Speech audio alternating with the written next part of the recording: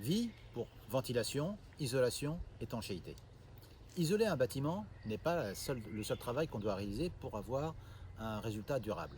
Il faut également travailler sur l'étanchéité à l'air, l'étanchéité à l'eau, ainsi que la ventilation.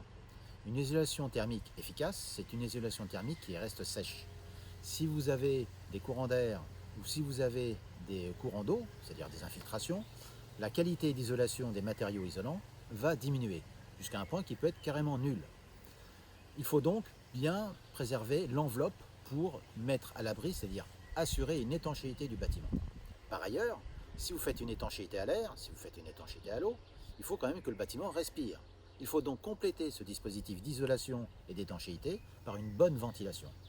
Vous avez par exemple des ventilations qui sont très intéressantes, qui ont été mises au point par les Romains il y a déjà plus de 2000 ans, ce qu'on appelle donc le puits provençal, ou que l'on connaît plus communément également sous puits canadien, qui est en fait la ventilation qui fait passer les tuyaux par le sous-sol.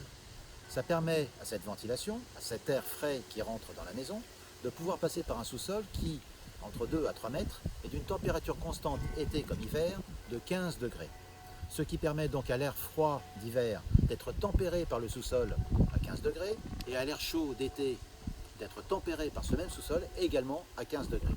Ainsi, vous aurez donc un air qui fera une moyenne entre la température de l'extérieur et le sous-sol à 15 degrés, qui va ainsi entrer dans la maison, dans le bâtiment, pour pouvoir équilibrer, ventiler, faire respirer cette maison avec une température douce et agréable. Voilà, ainsi quand vous travaillez bien tous ces éléments, vous aurez vraiment un bâtiment durable. Le 28 juin, votez pour réussir ensemble avec les BACO. Merci.